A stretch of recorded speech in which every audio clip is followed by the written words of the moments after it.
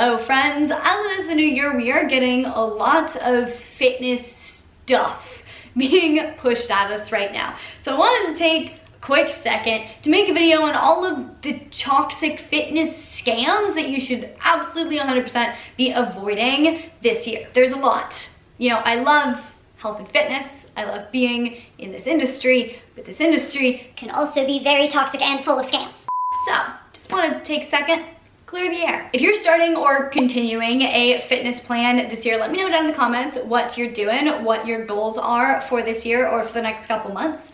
I'm curious. And let's just get straight into it with the first really not so good thing that gets promoted all of the time that I want to make sure no one falls victim to, and that is juice cleanses and detoxes. These things need to just go away. Now here's the thing about detoxing. I do want to make sure I give all of these things like the fair credits that they deserve with what they're vaguely trying to do, although most people that are marketing juice cleanses and detoxes are not actually trying to accomplish this. But anyway, the thing with detoxing is we are living in a modern world and we are exposed to more toxins than ever in our environment, in our cleaning products, in our clothes, in our skincare, in our water system, in like air pollution. Like we are exposed to a lot more toxic chemicals than we were like 100 years ago, 500 years ago, like for sure. And you see a lot of people refuting like juice cleanses and detoxes, saying our bodies have our own natural detox pathways, like we don't need to do anything because our bodies do it all for us. And here's the thing, like yes, our bodies have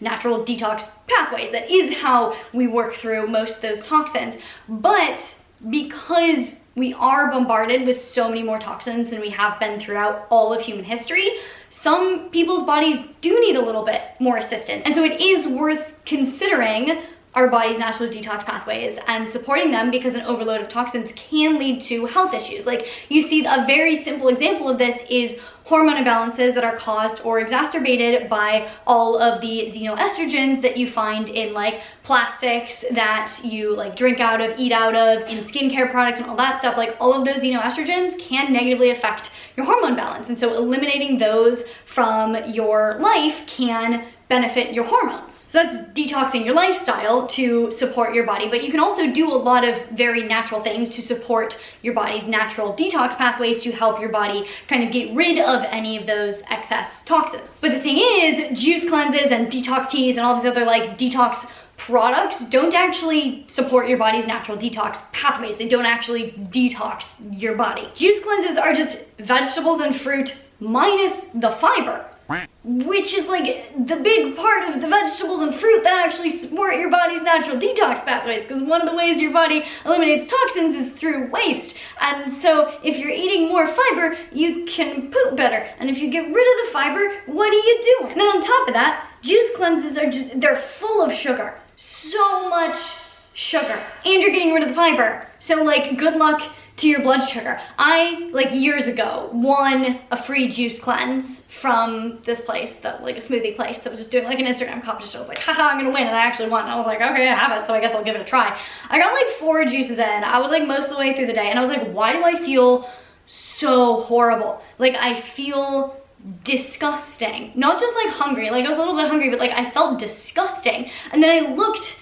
at like the packaging and calculated the grams of sugar, and it was the same amount of sugar in 1 day of the juice cleanse that would be in like 5 Snickers bars. You're basically drinking a bunch of sugar, and yes, you are getting vitamins and minerals, but you're removing the fiber. Like you might as well just eat more vegetables and fruit, and you would get a lot more benefit when it comes to detoxing and weight loss and like pretty much anything else you're trying to accomplish. And then detox teas and other like detox products are basically just diuretics. Like they just flush out water.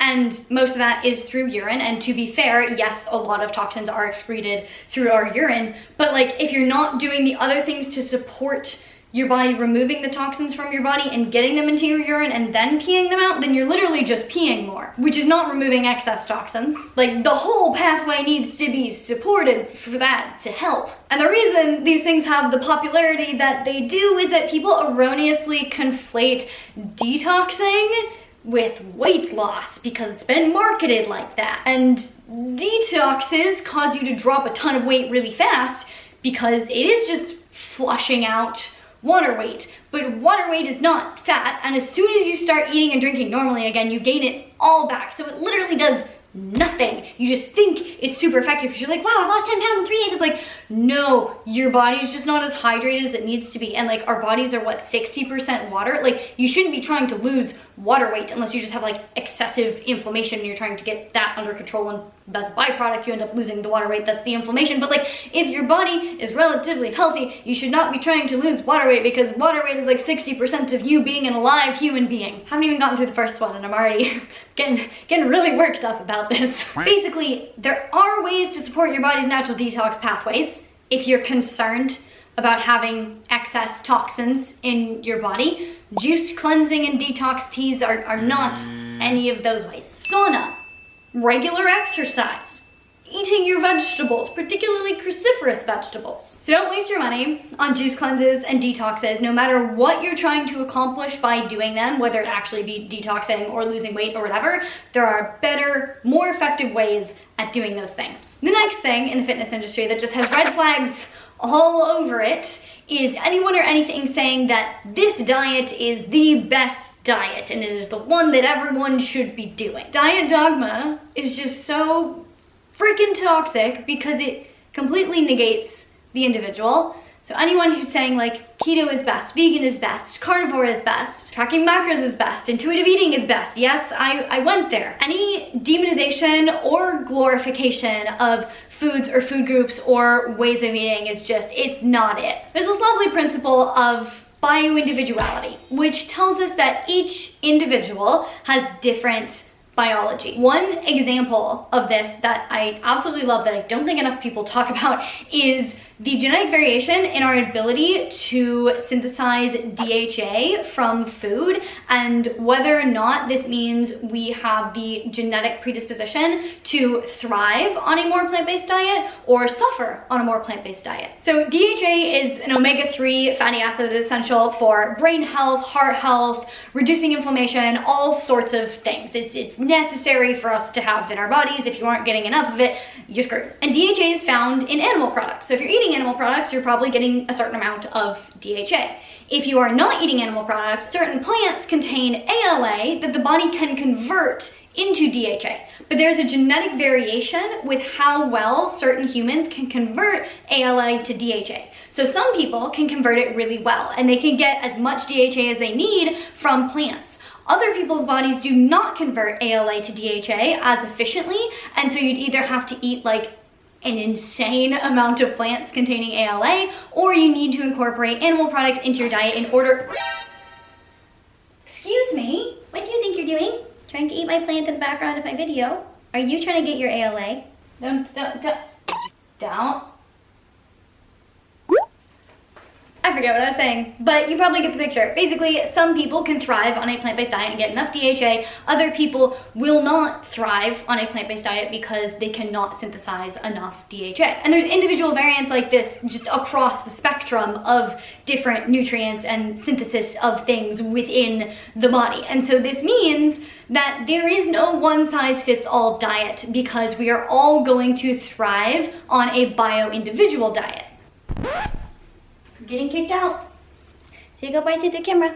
Goodbye. So if someone is trying to tell you that this one diet is the best diet, it is what is going to work for you, without doing an evaluation and knowing if it's actually going to work best for you, they are at best just completely clueless. At worst, trying to just sell you something. And this includes any like pre-written nutrition program, meal plan kind of thing. I asked you guys on Instagram what like fitnessy things you wanted me to talk about as to whether or not they were scams, and a lot of people gave me a lot of different like variations of kind of meal plans. Don't recommend, basically. For this next one, I'm calling myself out a little bit, and that is supplements. particularly unnecessary supplements. Here's the thing, I personally love supplements. I am fascinated by them. They get me so excited to like dive in and do the research, to experiment with different supplements, see how they make me feel. Like it's my jam. It's what keeps me going. It's what keeps me like really excited about the health and fitness space. But that's me. You don't need to buy all of the supplements that I use. I give a lot of supplement recommendations because I have tried a lot of supplements because I enjoy it. And so because I've done deep research into so many different supplements and supplement companies, I feel like I have really good recommendations for supplements. And so I like to give you the good recommendations so that if you are looking for a specific supplement, I can give you the best recommendation for it. But you guys know this if you watch my videos, is my actual philosophy on supplements is that supplements should be used supplementarily. Like they should supplement something that you can't get elsewhere or that you like need in order to fill a gap. I got a lot of people on Instagram asking about greens powders, specifically athletic greens and a couple other greens powders that people ask questions about. And I feel the same way about greens powders. Is like, if you're eating all of the vegetables and you're eating a very nutrient dense diet, you might not need to also have a greens powder. I personally love having greens powder on hand.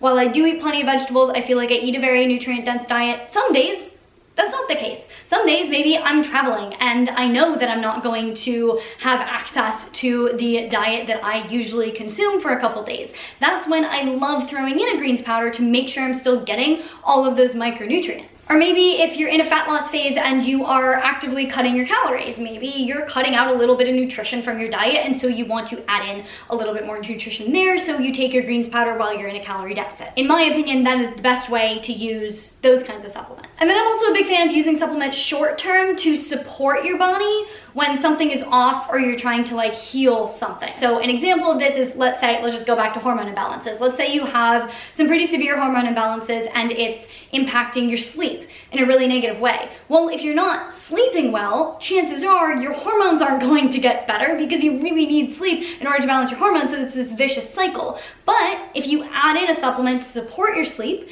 and your sleep starts getting better, then your hormones are gonna have more support from the better sleep from the supplements in order to start getting better, and then you can kind of dig yourself out that way. So when it comes to chronic health issues or just, bigger health issues, adding in a supplement to support your body through the healing process to do some of the work and then taking it out once you can is also a great way to use supplements. So obviously there are a lot of great uses of supplements and I am a big fan of supplements, but there are so many supplements out there that are entirely useless. Some really useless supplements are weight loss supplements and fat burning supplements. Like, first of all, there's zero evidence to show that those work. Like, there's not even studies that are like, yeah, like you could see how this would work and make it make logical sense. It's like, no, they're not gonna do anything for you. The only effective ingredient in those supplements is caffeine, and even the effect of caffeine itself is going to be incredibly minimal with how much fat you burn. Just because a supplement makes you feel tingly all over doesn't mean that that tingly feeling is your fat just burning up. That's not how it works. Another extremely overrated and overused supplement are BCAAs. If you are getting enough total protein throughout your day, you don't need to be supplementing with BCAAs or protein powder. BCAAs are very gimmicky. Like, yes, you need to be eating enough protein to have proper muscle recovery, but in that case, just eat a couple extra bites of chicken. There's just so many supplements out there that they don't actually make sense. They've just been marketed with lies and fear, and be careful with supplements. The next big scam is spot reduction. It's a myth. You can't do it.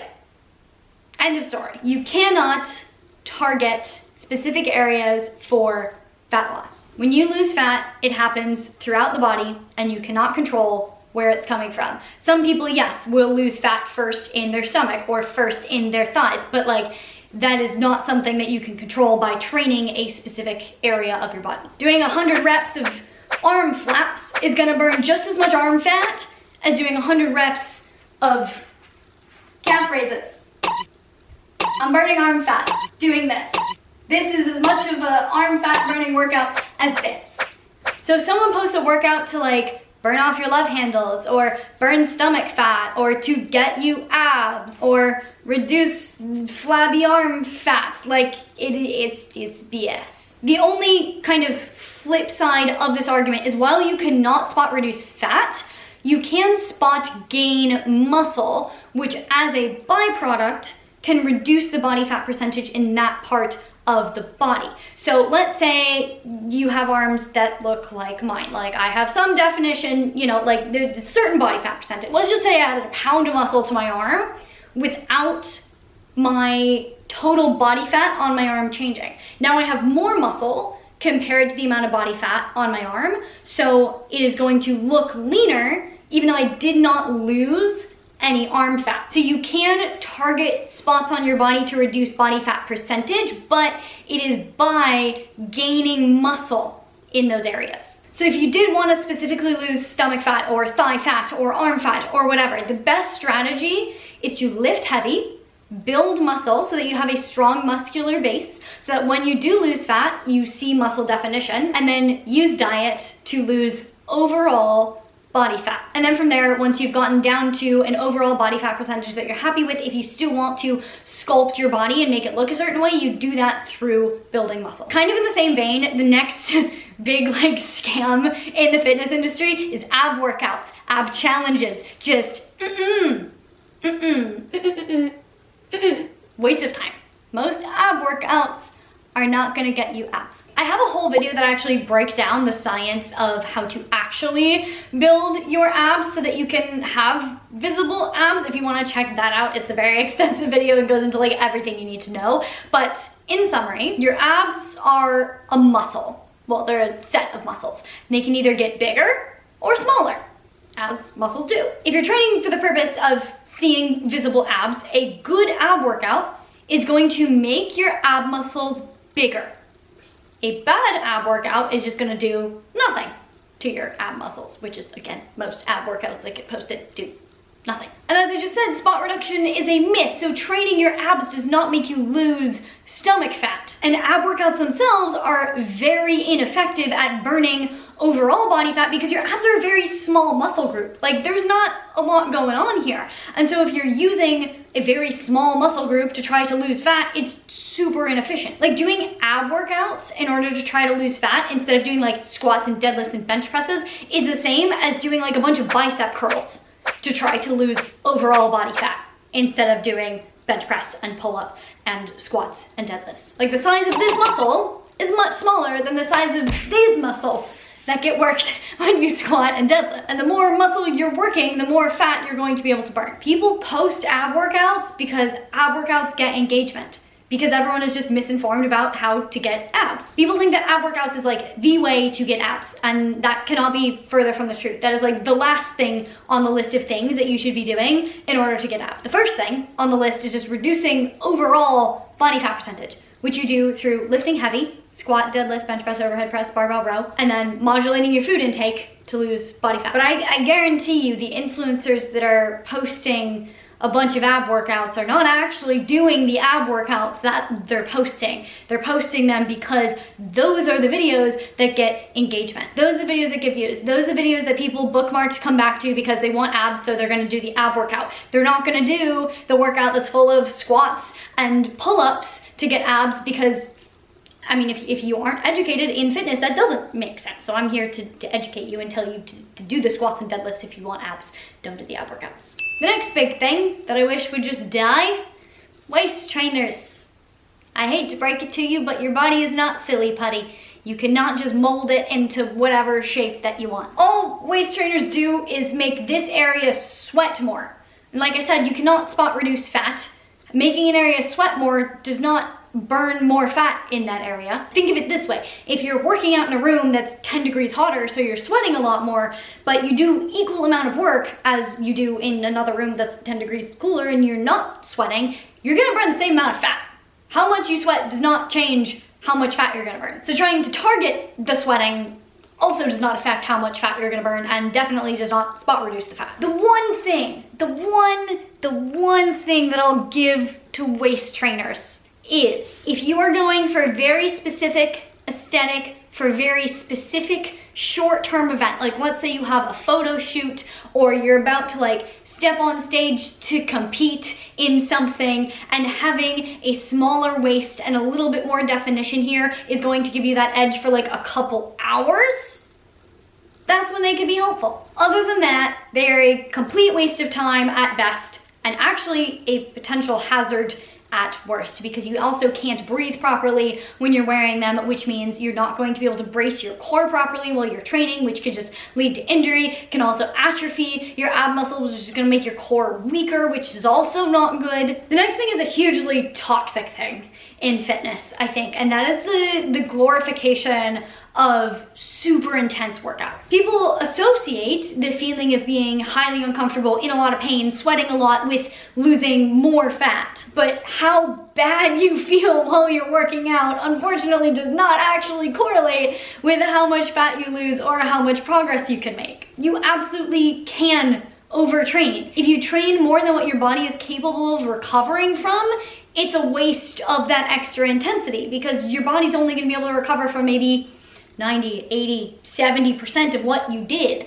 So you did an extra 10, 20, 30% that your body can't even recover from. And at that point, now you're just jeopardizing the rest of your progress because your body's struggling to catch up to what you did. And if you do that repeatedly, you end up overtraining, which causes a whole lot of other issues, which can lead to fat gain, water retention, messing up your hormones, messing up your sleep. I have a whole video on overtraining. I'll link that down in the description box below, but like, it can be a recipe for disaster. Also, soreness does not indicate a good workout. We need to leave that way behind in like 2019. Like, it should have been gone years ago. Being sore has zero correlation to building more muscle or burning more fat. All it means is you pushed your body beyond the limits that it was able to efficiently and effectively recover from. Some soreness is absolutely to be expected when you start a new program or a new like style of training, but that should go away after a week or two. If you are consistently getting sore after all of your workouts, I can guarantee you, if you scale back by like 10, 20, 30%, depending on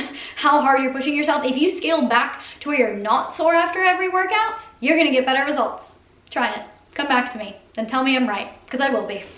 The next thing that I want to call out is personal training from influencers. And yes, I am an influencer that does personal training, but let me break this down. The thing is, most one-on-one personal training with the influencer is not actually done by the influencer themselves. They've outsourced all of that. They are not looking at your metrics. They're not reading your emails, your messages. They're not looking at anything to do with you, and they're not giving you any advice. It's other people that they've outsourced to. If you are not literally talking directly to them, if you're not getting like voice memos where you can tell that it's their voice, if you're not hopping on video calls, if you've never talked to them face to face, chances are they're not the one talking to you. Now, as an influencer who does offer one-on-one personal training, I do work directly with my clients. Like, it is 100% me working with everyone that chooses to hire me, but I only take 5 clients at a time right now, max, because with the time and effort that I devote to each client, that is all I have time for, in addition to like creating all of my own content and like running my business and stuff. Like, I can only manage 5 clients, and that's why a lot of influencers outsource, because if I could take on everyone that wanted to work with me, I could be making a lot more money. And obviously I don't mean everyone. There's definitely some good eggs out there, I'm sure, but like, if you are hiring someone specifically, make sure you're talking directly to them face to face, or else it's likely not them. And then the last super toxic scammy thing to look out for and make sure you don't fall for is before and after pictures. So easy to fake before and after pictures. So incredibly easy. I'm gonna quickly demonstrate how easy it is. I'll show you right now. Okay, so I'm going to take some before and after pictures on my phone. I'm going to start with the after, because why not? I'm faking it anyway, so I can. So for the before picture, I'm going to have my swimsuit pulled up on my thighs to get those curves accentuated. And then from standing normally, I'm just going to pop the hips back a little, flex the abs a little. There we go. I'm smiling like I look like I'm happy that I have transformed my body. And now for the after, pull this down, give myself a little bit more love handles. If this were a tighter swimsuit, I could even make it like squeeze my skin even tighter just to make it look even less flattering. And then from like standing normal, I'm gonna just push my hips forward a little bit, get rid of the gap between my thighs, maybe even shuffle my feet a little bit closer so that I have 0 thigh gap. Just, ooh, okay, that's very obviously exaggerated, but bad posture is always gonna make your physique look less good, so just slouchy, and of course, sad face, because I don't like my body. And there we have a 20-second transformation where it looks like my physique is different, but it's literally not. And I just did this with the same lighting, same swimsuit, same everything else. It was just a change in posture, basically, and placement of the swimsuit. But I could literally take the before picture, go eat like a huge meal, come back and take the after picture, and that would definitely look a lot different, especially if I ate some foods that I know are gonna like make me a little bit bloated. Like, I could absolutely make my body look a lot worse than it did in the after picture that I just took. I could also change up the lighting. Like I said, if I wore a swimsuit that were tighter fitting, it would look like I have more body fat because I would just look bigger because the swimsuit would be smaller. So basically, don't believe before and after pictures that you see. It's way too easy to just manipulate the transformation when there is no actual transformation. It's all lies, all of it, all lies. Here's another secret. Oftentimes competitors, like people who do like bikini competitions and stuff, will be hired by companies to be the after picture, and then they are paid to take the before picture after they gain some weight back. So their after picture is actually the before picture, and they're messing with you. It's just a complete scam. This is one of the big reasons that I don't ask my clients for before and after pictures and haven't put them on my website. Maybe one day I will for like my courses and stuff, because I know people like to see them, but they're so easy to fake that you should never look at a before and after picture and believe it. Like, if you're looking at it and you're going like, wow, this is amazing, I want to buy this thing because it looks like it works. Reel it back in and remind yourself that it's probably at least 50% fake. If it's actively trying to sell you something, it's probably more than 50% fake. There's a reason before and after pictures have been banned as advertising on Facebook and probably Instagram. I don't know, but you can't use before and after pictures to advertise products on Facebook anymore because Facebook knows they are BS. Always question the before and after pictures. In fact, always question everything in the fitness industry. Do your own research. Make sure you verify things before diving in, and that will save you so much headache. I think one of the big reasons that the fitness industry is so full of like toxic things and ideas and scams is that most people's biggest insecurity is their body, and it doesn't help that the fitness industry continues to perpetuate negative body image a lot. Like, diet culture has really done a number on us all, but it's really easy to sell things to people when they're motivated by fear and self-hatred. So if there's any takeaway from this video, this took a turn, but if there's any takeaway from this video, I hope it's that if you can approach fitness from a place of self-love and self-compassion and pursuing health, then I don't think you'll have to worry about a lot of these scams as much, because they won't even intrigue you in the first place. And that's a lot easier said than done, and it's a whole other video to talk about how to learn to have a better relationship with your body. In fact, I think I do have a couple videos on relationship with your body. I will leave a link to those down in the description if I have them. But if you haven't set any resolutions for 2023 yet, maybe consider making that a resolution, is learning to have a better relationship with your body. Anywho, that's that. I hope you guys liked this video. I hope you learned a little something, got a little something out of it. If there's any other big like toxic fitness scams that you want me to talk about or you just want to share, leave them down in the comments below. If you liked the video, please give it a big thumbs up. It really does support me and my channel. I really genuinely appreciate it. Please share this video with your friends, your family, your gym buddies. If you want to see more content from me all about health and fitness, you can check it out over here. To see future videos, make sure you hit that subscribe button, hit the little notification bell so you get notified when I post a video, and I'll see you very soon. Bye!